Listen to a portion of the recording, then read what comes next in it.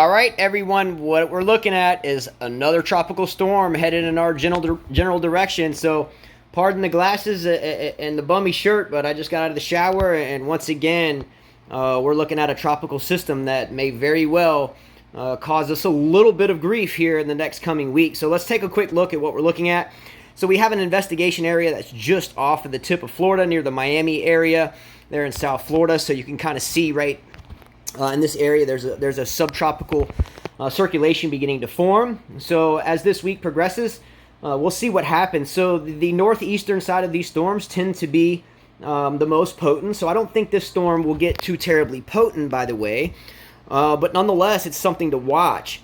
You know, we're all tennis players here, so a lot of times business is interrupted for sure when these storms come. So let's look at the rainfall real quickly. So this is a 5-day forecast model out of how much rainfall to expect in our general area. Again, we are right here in Dauphin Island, Alabama.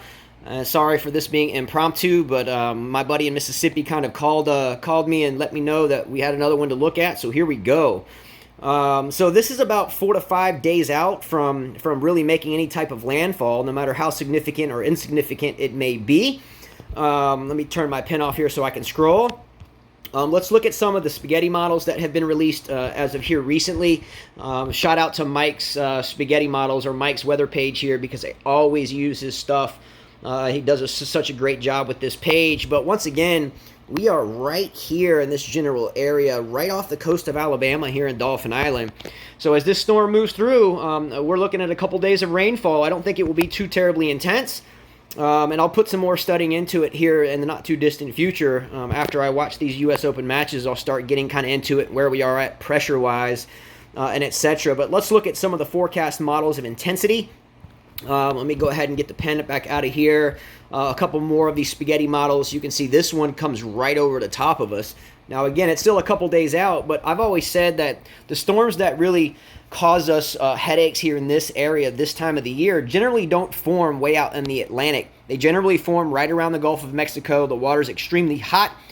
So once this thing gets into the Gulf of Mexico, depending upon forward speed as we move forward, will dictate of how much time that this storm or these type of storms have to strengthen. So let me zoom back out on his page.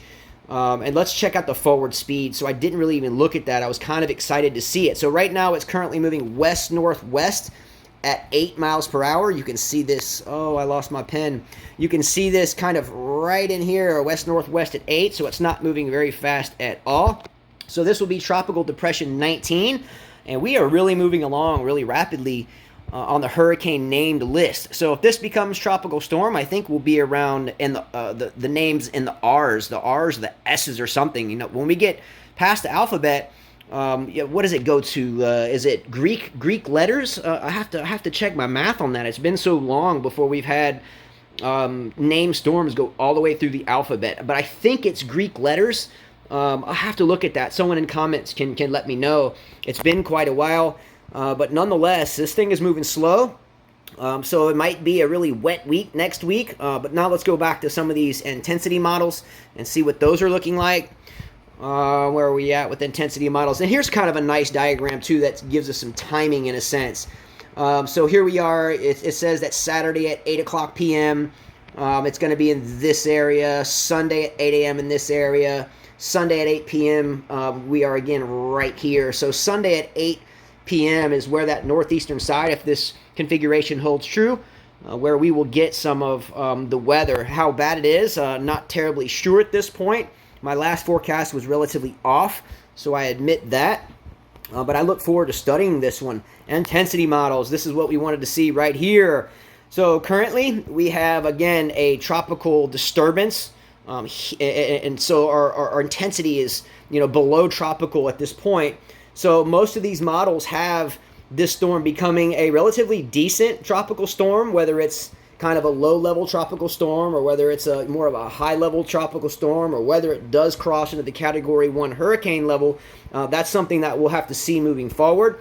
Again, I kind of rushed this video because I'm watching some tennis right now, and we do a lot of tennis channel stuff, or we have our own YouTube channel for that. So don't think that I have lost track of the weather. here are some of the infrared radar pictures off the coast of Florida. So you can see that this storm is definitely starting to develop here.